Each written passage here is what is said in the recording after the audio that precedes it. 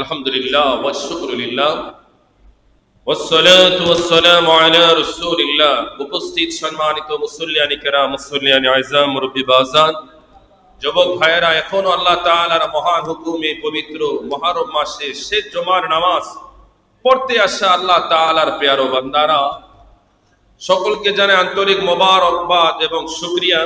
আসুন আমরা সর্বপ্রথম ওই মহান রব্বুল আলামিনের আলিশান দরবারে শুকরিয়া জ্ঞাপন করে, যিনি আমাকে এবং আপনাদেরকে অতীব দয়া করে, মায়া করে, যাচাই বাছাই করে মুহররম মাসের সর্বশেষ জুমার নামাজ আদায় করার জন্য ফকিরতলাই কেন্দ্রীয় জামিয়া মসজিদে রব্বুল আলামিন আমাদেরকে কবুল করেছেন। আমরা খুশি না বেজার? আসুন আমরা ওই মহান রব্বুল আলামিনের আলিশান সুবহান দরবারে হৃদয়ের নিগ্রাণ ও সবটুকু আবেগ অনুভূতি উজাড় করে সমবেত ভাবে, সমবেত কণ্ঠে একসাথে সিংহের মতো গর্জন করে চিল্লে পড়ি আলহামদুলিল্লাহ।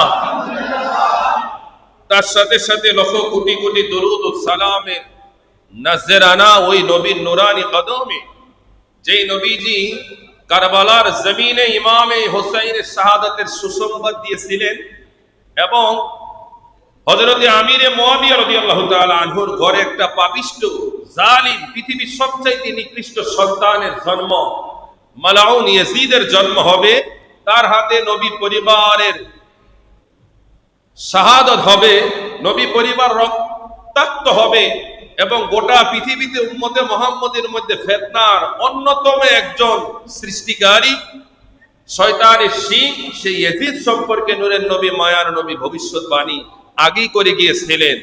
তাই আসুন আমরা ওই নবীর নুরানি দরবারে আলোচনার প্রারম্ভে ছোট্ট করে দুরুদ ও সালামের নাজরানা পেশ করি, সকলেই পড়ি সাল্লাল্লাহু তাআলা আলাইহি ওয়াসাল্লাম। প্রিয় হাজিরিন, যেতে যেতে এই পবিত্র মুহররম মাস আমাদের মাস থেকে অলরেডি বিদায় নিয়ে চলে যাচ্ছে। আজকে 29 তারিখ। যদি এই মুহররম মাস 29-এ হয়, আগামীকাল 1 তারিখ, আর যদি না হয় 30টি হলে রবিবার থেকে পবিত্র সফর শুরু হয়ে যাবে। কন্যা আলহামদুলিল্লাহ। তো আমরা ভাগ্যবান, এই পবিত্র মুহররম মাসে ধারাবাহিক আমরা সোহাদায়ে কারবালা, আহলে বায়াতের শান ও আজমত সম্পর্কে আপনাদেরকে শুনিয়েছি, আরো অনেক বহু কথা। এটি আসলে 1 বছর 2 বছরে পরিপূর্ণ কথা আপনাদের সামনে শোনানো সম্ভব নয়। এগুলো যদি পুরো মাস ব্যাপী প্রতিদিন ধারাবাহিকভাবে আলোচনা করা হয়, তাহলে হয়তো কিছু একটা আপনাদের সামনে ধারণা দেওয়া সম্ভব। তারপরও গত 4টি জুমায় আমরা সংক্ষিপ্তভাবে কারবালার একটু ইতিহাস, আহলে বায়াতের শান ও আজমত আমরা বর্ণনা করেছি। যতটুকু করেছি আপনারা যারা ছিলেন, যতটুকু শুনেছেন, রব্বুল আলামিন যেন সবাইকে কবুল আর মঞ্জুর করে, সকলে বলেন আমিন। আজকে আমরা তারই ধারাবাহিকতায় ইমামে হোসেন রাদিয়াল্লাহু তাআলা আনহু শাহাদাতের পর্যায়ে পর্যন্ত আমরা ছিলাম। এই শাহাদাতের এই পর্যায়টাকে আমরা মাইনাস করে আমরা এখন ইয়াজিদের পরিণতি কি এবং ইয়াজিদ বাহিনী ইমামে হোসাইন তার গোটা পরিবার নবীর আওলাদদের সাথে বেয়াদবি করে, তাদেরকে নির্মমভাবে হত্যা করে, তার সঙ্গী সাথীদের সাথে এই জমিন, এই প্রকৃতি কি ব্যবহার করেছিল, সেই বিষয়টা সম্পর্কে আমরা ইনশাআল্লাহ জানবো রব্বুল আলামিন। কোরআন ও হাদিস থেকে সঠিক তথ্যটা ইতিহাস থেকে আপনাদের সামনে পেশ করা পরিশেষে আমি সহ আমাদের সবাইকে ঈমান এবং আমল করার তৌফিক দান করুন, সকলে বলেন আমিন। ইয়াজিদ ছিলেন হযরতে আমিরে মুয়াবিয়া রাদিয়াল্লাহু তাআলা আনহুর 3টি সন্তানের মধ্যে একটি সন্তান। ইয়াজিদ ছাড়াও আমিরে মুয়াবিয়ার আরো 2টি সন্তান ছিলেন, একটা মেয়ে ছিলেন এবং একটা ছেলে ছিলেন। ওই ছেলেটার নাম ছিল আব্দুল্লাহ। আমিরে মুয়াবিয়া রাদিয়াল্লাহু তাআলা আনহু, যার জন্ম হয়েছে 600 হিজরিতে। কত হিজরি? সরি, আমার মিস্টেক হয়েছে, 600 খ্রিস্টাব্দে। কত খ্রিস্টাব্দে?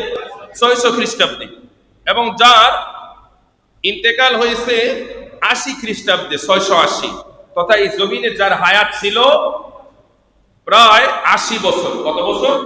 80 বছর। প্লাস মাইনাস করলে হয়তো 79 হতেও পারে। তো হযরতে আমিরে মুয়াবিয়া রাদিয়াল্লাহু তাআলা আনহুর ঘরে, খেয়াল করবেন, হযরতে আমিরে মুয়াবিয়া রাদিয়াল্লাহু তাআলা আনহুর ঘরে ইয়াজিদের জন্ম হয়। ইয়াজিদ হযরতে আমিরে মুয়াবিয়া রাদিয়াল্লাহু তাআলা আনহু প্রায় 80 বছর পর্যন্ত, শেষের জীবনের শেষ মুহূর্ত পর্যন্ত তিনি খেলাফতে ছিলেন। আমিরে মুয়াবিয়া 80 বছরে, তথা ওই সময় 680 খ্রিস্টাব্দে, অথবা যদি হিজরি ধরেন আপনারা 60 হিজরিতে আমিরে মুয়াবিয়ার ইন্তেকালের পরে ওই সময় মসনদে দখল করেন তার পুত্র ইয়াজিদ।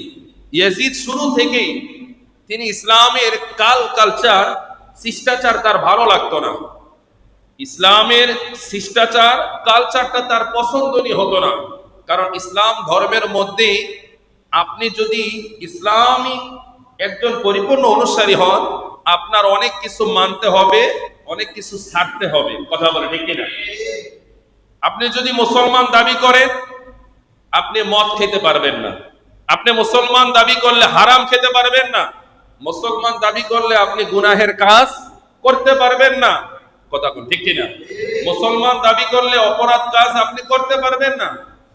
নারীদের সাথে আপনি জিনা করতে পারবেন না। আপনি পুরুষের সাথে বলাৎকার করতে পারবেন না। শুধু তাই নয়, আপনি ক্ষমতার অপব্যবহার করতে পারবেন না, যা খুশি তা করতে পারবেন না। কথা বলে ঠিক কিনা? আপনি যদি মুসলমান, আমাদের টকশোতে ইসলামিক তথা বিভিন্ন টেলিভিশনের টকশোতে দেখবেন অনেক নারীদেরকে, অনেক মা বোনদেরকে দেখা যায় চুল ছাড়া, কপালের মধ্যে বড় একটা টিপ দিয়ে তারা ইসলামে হুজুরদের বিষয়ে সমালোচনা করে। তারা বলে আমরাও কোরআন পড়ি, আমরাও হাদিস পড়ি, আমরাও ইসলামের মধ্যে আছি। নাউজুবিল্লাহ বলবেন না?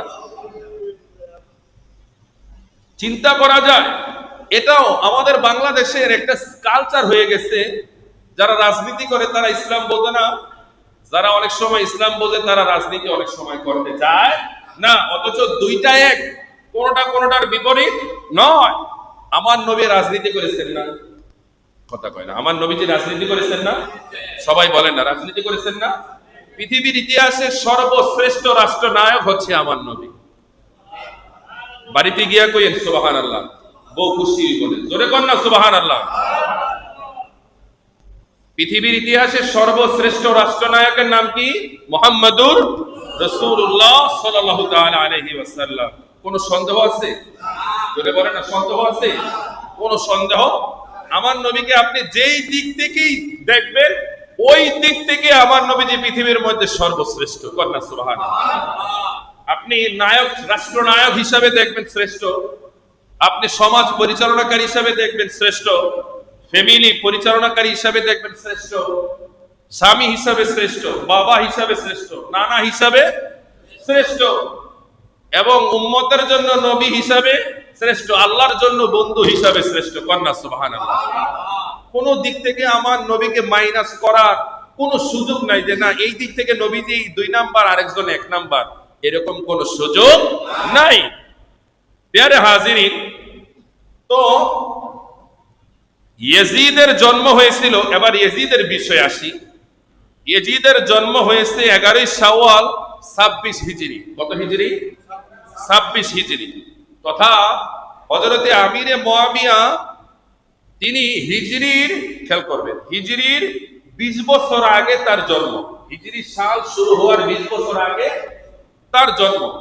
এই হযরতে আমিরে মুয়াবিয়ার যখন প্রায় 46 বছর, তখন ইয়াজিদের জন্ম হয়। আপনারা শুনলে আশ্চর্য হবেন, আমাদের বাংলাদেশের একজন সুন্নি জামাতের একজন পপুলার একজন বক্তা, যার নাম আলাউদ্দিন জিহাদি সাহেব, তার একটা ঘটনা আছে।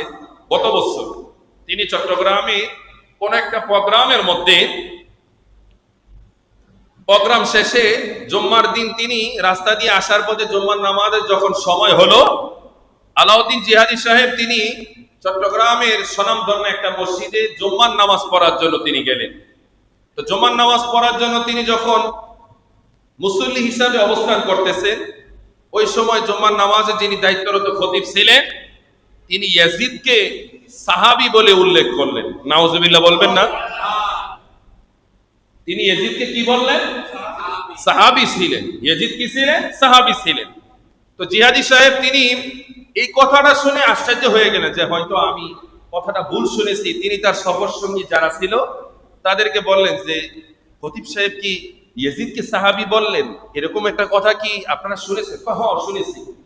তখন তিনি বলতেছে আমরা তো সুন্নি জামাতের লোক, হয়তো আমরা অনেক সময় একটু বেশি শুনতেই পারি।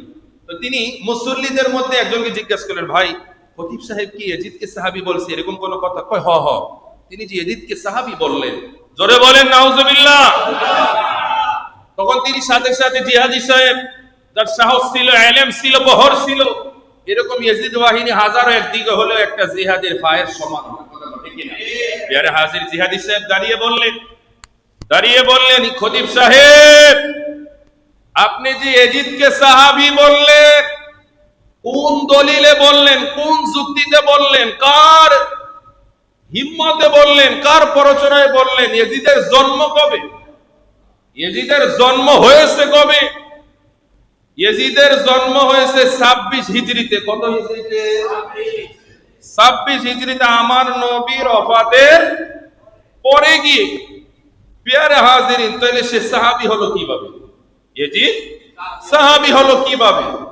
যার জন্মটাই নবীজির আগমনের পরে, বিদায়ের পরে, তাহলে সে সাহাবী হয় কিভাবে? তখন সে বলতেছে, আপনি বসেন, আপনার সাথে পরে কথা হবে। তো আলাউদ্দিন জিয়াদি সাহেব হচ্ছে নাসরবান্দা, সে এই ইয়াজিদ বাহিনীকে কোনোভাবে ছাড়তে রাজি না, কারণ তাকে ছেড়ে দিলে গোটা মুসল্লিগিলি সবগুলো ইয়াজিদের পক্ষে চলে যাবে। কথা ঠিক কিনা? প্রিয় হাজিরিন, সময় সংকীর্ণ, তো মূল কথা জুম্মার পরে বললেন যে আপনার সাথে পরে কথা হবে। কয় না, আপনি যদি সাহাবী বলেছেন মীমাংসাটা এখনই হবে, নইলে হাজার হাজার মানুষ প্রকষ্ট হয়ে যাবে। বলতেছে, আচ্ছা আপনি যদি বলতেছে জুম্মার পরে আমরা কথা বলবো, তো কোনোভাবেই সে জুম্মার পরে ধরা দেয় না। তো জিহাদি সাহেব তিনি উপরের কমিটি যারা রয়েছেন তাদের শরণাপন্ন হয়ে, তারপর কমিটি যখন খতিব সাহেবকে বললেন যে না, উনি যেহেতু একটা বিষয় আপনাকে কাউন্টার দিয়েছে, উনি যেহেতু আপনার একটা ভুল ধরেছে, কমপ্লেইন দিয়েছে, এটা সমাধান হোক, আমরাও চাই, আমরাও এই বিভ্রান্তি থেকে বাঁচতে চাই। ইয়াজিদ কি ভালো মানুষ ছিলেন না খারাপ মানুষ ছিলেন? তো এবার দিন শেষে যখন জুম্মার পরে বৈঠক হলো, জিহাদি সাহেব হাজারো দলিল দিয়ে বুঝিয়ে দিলেন যে ইয়াজিদকে ভালো বলার কোনো সুযোগ নাই, যে ইয়াজিদকে ভালো বলবে সে দুনিয়ার জমিনে সবচেয়ে নিকৃষ্ট মানুষ। তখন খতিব সাহেব দলিল দেয়, ছোট্ট একটা ছোটি বই নিয়ে খতিব সাহেব দলিল দেয় যে না, এই দলিলে আমাদের মাসিক মদিনা আদর্শ নারী বিভিন্ন কিতাবের পত্রিকার দলিল দিয়ে সে বলতেছে এই কিতাবের মধ্যে, ছোট্ট একটা পাতার মধ্যে, এই হাদিসের মধ্যে ইয়াজিদকে ভালো বলছে, যে না, ইয়াজিদকে খারাপও বলা যাবে না, ভালো বলা যাবে না। এই জায়গায় বলছে ইয়াজিদকে ভালো বলা যাবে না, খারাপ বলা যাবে না, তাহলে আপনি তাকে সাহাবী বললেন কেন? তখন খতিব সাহেবের এই অবস্থা হয়েছে, মুসল্লিরা, কমিটিরা মনে হয় ভালো মন্দ উত্তম মাধ্যমের একটা ব্যবস্থা, মারপিট শুরু হবে। তখন জিহাদি সাহেব আলেমের ইজ্জত রক্ষার্থে তিনি নিজেই হয়তো বললেন যে হয়তো আসলে খতিব সাহেব আমিরে মুয়াবিয়াকে সাহাবী বলতে গিয়ে ইয়াজিদকে সাহাবী বলে ফেলেছেন, ঠিক না খতিব সাহেব? তো এবার খতিব সাহেব কি বলবে? যদি বলে ঠিক না, তাহলে মার শুরু, আর যদি বলে ঠিক, তাহলে আজীবন হয় যে আকীদার মধ্যে আসিলে আকীদার মধ্যে কলম কইব। তারপর ইজ্জতের দিকে সে আমাইরের দিকে সে করতেছে, হ্যাঁ আসলে আমি হয়তো ভুল করে ফেলেছি। তখন মুসল্লিরা ওই খতিব সাহেবকে বললেন, যদি ফারদার এরকম ভুল আর হয়, আপনার এই ভুলে আর দ্বিতীয়বার আপনাকে এই মসজিদে সুযোগ দেওয়া হবে না। আমার বড় আশ্চর্য লাগে, বড় খারাপ লাগে, ওই খতিব সাহেব আমাদের বাংলাদেশের স্বনামধন্য বিভিন্ন মাদ্রাসার বড় বড় সাইকুল হাদিস মুহতামিম, আপনারা বুঝতে পেরেছেন তিনি কোন মাদ্রাসার প্রোডাক্ট। এই মাদ্রাসার প্রোডাক্ট, এত বছর মুরব্বী, 60 বছর বয়স, তার ভিতরে ইয়াজিদের প্রতি এত ভালোবাসা, মহাব্বত। নাউজুবিল্লাহ। ভাইরা আমার, ইয়াজিদকে ভালো বলার কোনো সুযোগ নাই। আজকে আপনারা দলিল নিয়ে যাবেন, এতদিন ইমামে হোসাইনের শানমান আজমত শুনছেন, আজকে ইয়াজিদের কর্মকাণ্ডগুলো শিখে যাবেন মুসলমান। তাহলে যারা ইয়াজিদকে ভালো বলে তাদেরকে আপনারা দোটটার মধ্যে ধরে পাকড়াও করতে পারবেন থাপ করে, যে তুই কি ইয়াজিদকে ভালো বলে, ইয়াজিদকে এই খারাপ কাজগুলো করেছে, তারপরে তুই কেন ইয়াজিদকে ভালো বলস? তখন সে বলবে, আসলে আমি তো বালা বলি না, আমারে বালা বলানো শিখানো হয়েছে। আরে কথা কয় না কা, আমাকে ভালো বলানো শিখানো হয়েছে। আমি যেই পরিবেশে বড় হয়েছে, ওই পরিবেশে ইয়াজিদ ভালো মানুষ, আল্লাহওয়ালা মানুষ, 100 রাকাত নামাজ পড়নেওয়ালা মানুষ, কোরআনে হাফেজ মানুষ, অথচ তোমরা তারে খারাপ বলো। আমাকে হুজুর তো হারে খারাপ কয় না, কন্না নাউজুবিল্লাহি মিন যালিক। প্রিয় হাজিরিন, তো ইয়াজিদের জন্ম হয়েছে কত হিজরি? 26 হিজরি। জোরে বলেন, কত হিজরি? 26 হিজরি। এবং যার মৃত্যু হয়েছে 64 হিজরি। কত হিজরি? 64 হিজরি, তো 26 থেকে 64 হিসাব করলে তার এই পৃথিবীতে অবস্থান 38 থেকে 39 বছর। যে ক্ষমতার জন্য, পাওয়ারের জন্য তিনি নবী বংশকে ভুলে গেলেন, নবীর আদর্শ ভুলে গেলেন, বাবার কথা ভুলে গেলেন, ইসলাম ভুলে গেলেন, সেই ক্ষমতা কিন্তু সে বেশি দিন স্থায়িত্ব রাখতে পারেনি। মাত্র 3 থেকে 3.5 বছরের তার এই ক্ষমতা। 80 সাল থেকে 83 সাল পর্যন্ত, অথবা 60 হিজরি থেকে 63 হিজরি পর্যন্ত, এই 3 থেকে 3.5 বছর ছিল তার এই ক্ষমতা। শুধু ক্ষমতাই না, তার এই জমিনে হায়াতের মাত্রাই ছিল এই 3 বছর। কন্যা আল্লাহু আকবার। প্রিয় হাজিরিন, এবার আসেন ইয়াজিদের অপরাধ কি? আপনারা প্রশ্ন করতে পারেন, ফকিরুল্লাহ খতিব সাহেব, আপনি খালি ইয়াজিদের দোষ খোঁজেন, কই আমাকে ফিরে তো ইয়াজিদের প্রশংসা করে, আমাদের শায়েখ তো ইয়াজিদের প্রশংসা করে, আপনি কেন দোষ খোঁজেন? ভাই, ইয়াজিদের প্রশংসা করার যদি কোনো একটা সাইড থাকতো তারপরও আমরা করতাম, কিন্তু ইয়াজিদ তো প্রশংসা করার কোনো সাইড নাই। কিন্তু তারপরও ইয়াজিদ এমন 3টা অপরাধ এই জমিনের মধ্যে করেছে, তার যদি 100টা না 1 কোটি ভালো কাজ থাকে, 1 কোটি ভালো কাজ এক পাল্লায় দিলেও, এই 3টা অপরাধের একটা অপরাধ এক পাল্লায় দিল, তার ওই 1 কোটি ভালো কাজ কি হয়ে যাবে? মাইনাস হয়ে যাবে। জোরে বলেন, কি হয়ে যাবে? 1 নাম্বার ইয়াজিদের অপরাধগুলো শুনে নিন। 1 নাম্বার ইয়াজিদের অপরাধ হচ্ছে কারবালা ইমাম হুসাইন রাদিয়াল্লাহু তাআলা আনহুর শাহাদাত।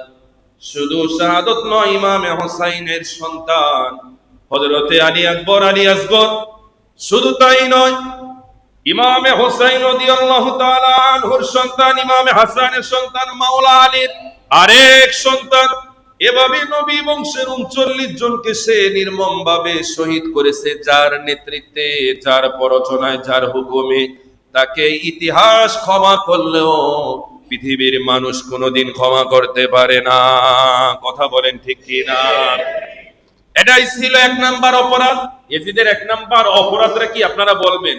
ইমামে হোসাইন তার পরিবারকে নির্মম ভাবে হত্যার হুকুম দেওয়া। কি দেওয়া? হুকুম দেওয়া। এটা ছিল তার কয় নাম্বার অপরাধ? 2 নাম্বার ইয়াজিদের অপরাধ হচ্ছে ইমামে হোসাইনের শাহাদাতের পরে তার গোটা পরিবারের সাথে নির্মম নির্যাতন, জুলুম করার পরে আরবের রাজ্যে রাজ্যে তার বিরুদ্ধে প্রতিবাদ শুরু হয়ে গেল। 1 নাম্বার প্রতিবাদ জানিয়েছে মদিনাবাসী। মদিনাবাসীরা এমন ভাবে প্রতিবাদ শুরু করে দিল যেন ইয়াজিদ বাহিনীকে তারা পেলেই তারা খেয়ে ফেলবে, হত্যা করবে। এদিকে ইয়াজিদ বাহিনী মদিনাবাসীর এই প্রতিবাদ দেখে, প্রতিবাদের কথা শুনে, ইয়াজিদের হুকুমে ইয়াজিদ বাহিনীর মধ্যে সবচাইতে ভয়ঙ্কর গোষ্ঠী জল্লাদ বাহিনী, যারা মানুষকে ধরে আর শুধু কাটে, ওই জল্লাদ বাহিনীকে হুকুম দেওয়া হলো, জল্লাদ বাহিনীর নেতারা, তোমরা তোমাদের বাহিনী নিয়ে মদিনাতে যাও। মদিনাতে যারা আমার বিরুদ্ধে, আমার দলের বিরুদ্ধে যারা রুখে দাঁড়িয়েছে, প্রতিবাদ জানিয়েছে, এক একটি করে জবাই করো। তাদেরকে এমন নির্মম মৃত্যু দাও যাতে করে আরবের কোন রাজ্য থেকে ইয়াজিদের বিরুদ্ধে কোনো কথা বলার সাহস না পায়। জোরে বলেন নাউজুবিল্লাহ। ওই জল্লাদ বাহিনী মদিনাতে যখন আক্রমণ চালালো, এমন ভাবে তারা আক্রমণ চালানো, মদিনাবাসী তাদের প্রতিহত করার জন্য চেষ্টা করলেন। যারা সামনে এসেছে একে একে তারা জমিন থেকে শাহাদাতের পেয়ালা পান করেছে। ইতিহাস সাক্ষী দেয় ওই জল্লাদ বাহিনী শুধু মদিনাতে থাকা 1 জন 2 জন নয়, 10,000 সাহাবী তাবিদেরকে তারা নির্মম ভাবে হত্যা করেছে। আর 1000 মা ও বোনদের ইজ্জত তারা নষ্ট করেছে। তাদের কারণে 1000 মা ও বোন গর্ভবতী হয়েছে। জোরে বলেন নাউজুবিল্লাহ। এটা কি অপরাধ নয়? জোরে বলেন না, এটা কি অপরাধ নয়? আরো সামনের দিকে যাই। এই ইয়াজিদ বাহিনী শুধু মদিনাতে তারা মানুষ হত্যা করেনি, খুন করেনি, তারা মদিনাতে নূরের নবীজির সোনার মদিনায় খানায় কাবা চাইতেও দামি, যেই মদিনার সে আজিমের চাইতেও দামি যেই সোনার মদিনা, ওই মদিনাতে ইয়াজিদ বাহিনী 1 দিন 2 দিন 3 দিন পর্যন্ত আজান, ইকামত, জামাত সব বন্ধ করে দিয়েছে। কি করে জামাত হবে? নামাজ পড়বে কারা? ওই মুসল্লি তো নাই। ইয়াজিদ বাহিনীর ভয়ে কেউ সামনে এসেছে নিহত হয়েছে, আবার কেউ ইসলামের জন্য অনেকে সরে গিয়েছে, না আমাদেরকে বেঁচে থাকতে হবে, অন্য কৌশলে তাদেরকে প্রতিহত করতে হবে। ওই অবস্থাটা ছিল এত বিশৃঙ্খলা, এত নির্মম। ভাইরা আমার, কি দিয়ে আপনাদেরকে বুঝাই? মদিনাবাসী যেটা হচ্ছে সারা পৃথিবীর সমস্ত ইমানদারের ইমান, সেই মদিনায় আযান বন্ধ, ইকামত বন্ধ, নামাজ বন্ধ। আল্লাহর নবীর প্রিয় একজন সাহাবী তথা তাবী, যার নাম হযরতে সাঈদ বিন মুসাইয়্যিব। হযরতে সাঈদ বিন মুসাইয়্যিব এই দৃশ্য দেখে তিনি কাঁদতে লাগলেন। মুহূর্তের মধ্যে তিনি সিদ্ধান্ত নিলেন, আমাকে বেঁচে থাকতে হবে। তাদের এই কুকর্মগুলো সারা পৃথিবীর মানুষদেরকে জানাতে হবে। যদি জানাতে হয়, মরে গেলে কে জানাবে? এজন্য আমাকে বেঁচে থাকতে হবে। তিনি বেঁচে থাকার জন্য সর্বপ্রথম তিনি পাগলের অভিনয় করলেন। তিনি পাগলের বেশ ধারণ করলেন। পাগল বেশি মদিনার চতুর্দিকে তিনি ঘুরতেছেন। এই অবস্থায় ইয়াজিদ বাহিনী, ইবনে জিয়াদের বাহিনীগুলো তারা এই পাগলের সামনে এসে বলতেছে, পাগলটার ধরে এটারও সাইজ কইরা লাই।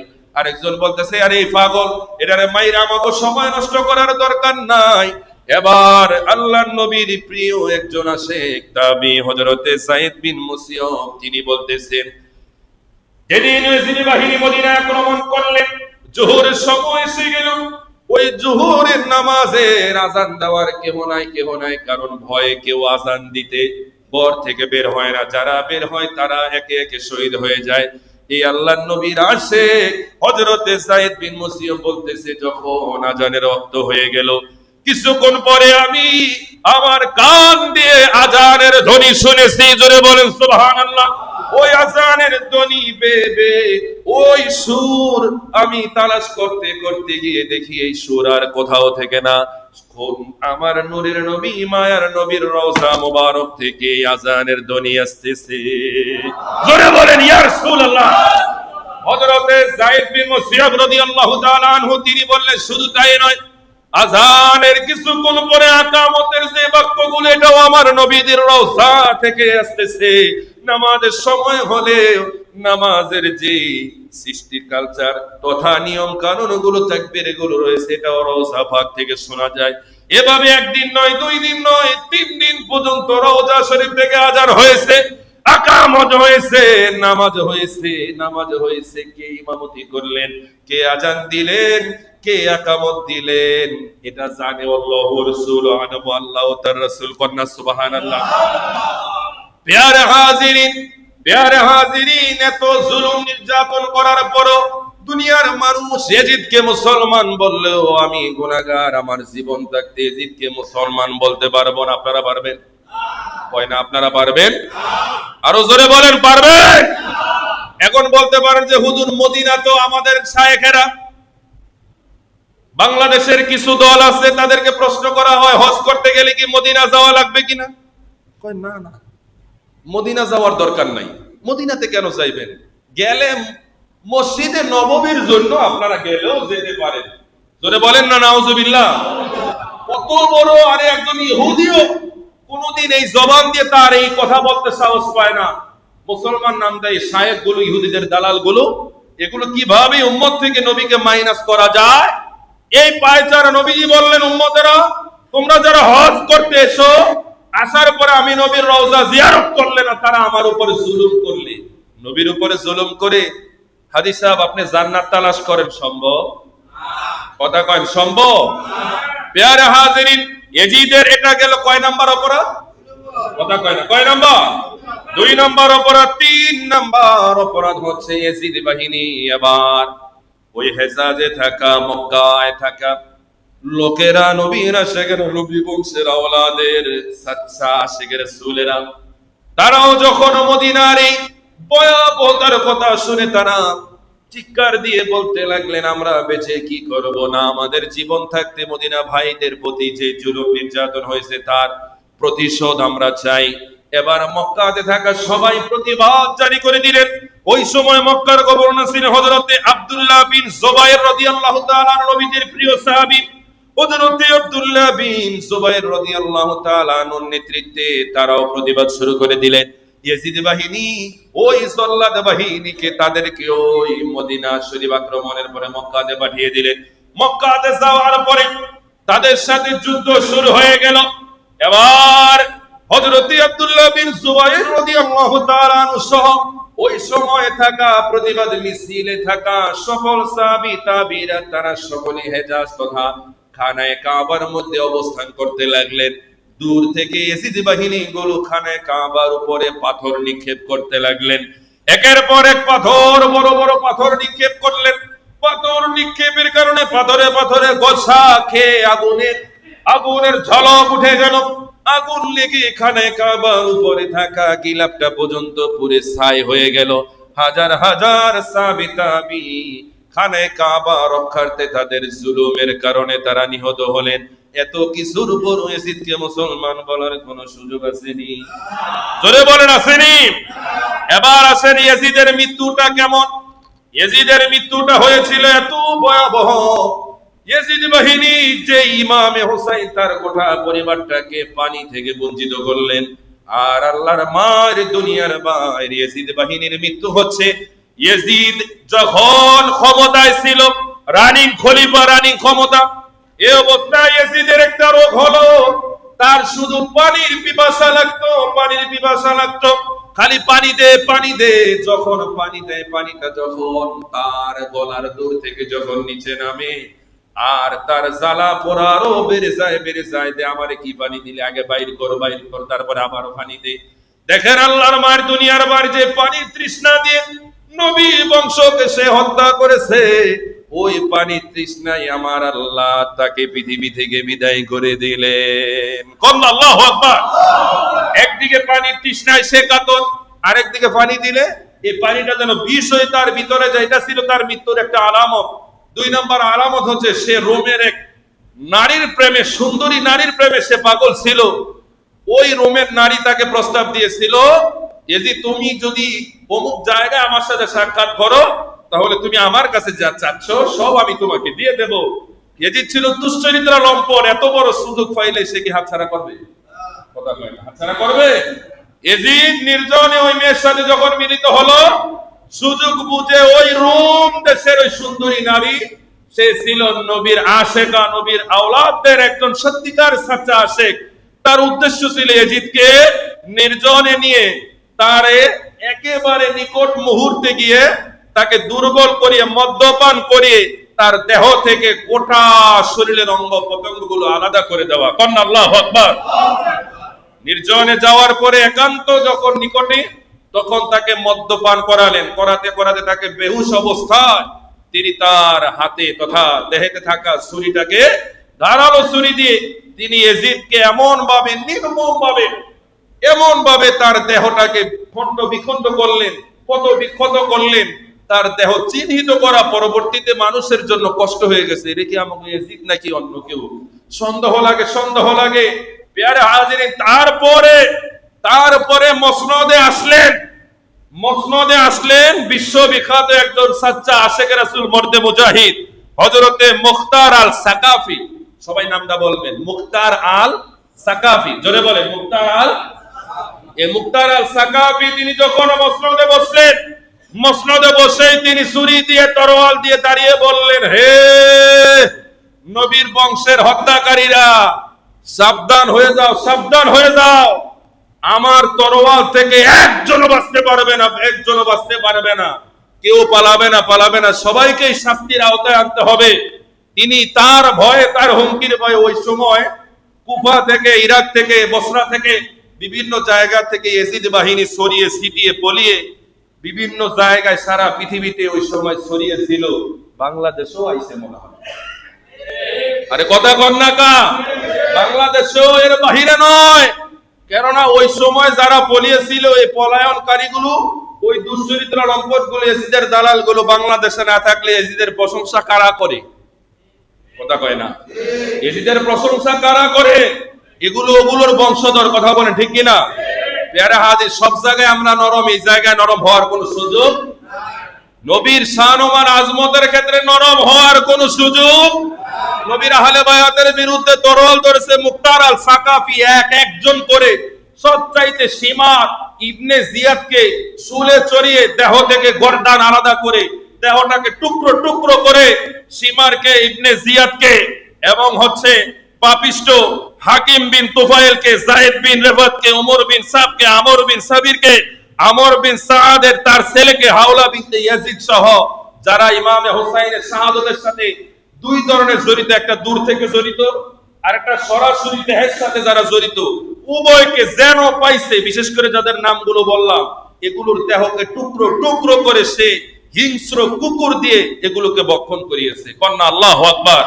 সারা পৃথিবীর মানুষের কাছে সে ইতিহাস হয়ে গেলেন, সে স্বর্ণ করে বুঝিয়ে দিয়ে গেলেন, হে নবীর দুশমনেরা, সাবধান সাবধান, আমার হায়াতে আমি যারে পাইছি তারে কুকুর দিয়ে খাওয়াইছি, আমি মুক্তার আল সাকাফের মতো আরো আসবে, নবীর দুশমনদের এই পরিণতি হবেই হবে, আজ না হোক, জোরে বলেন না আজ না হোক কাল। আমরা খুশি না বেজার? আরো জোরে বলেন খুশি না বেজার?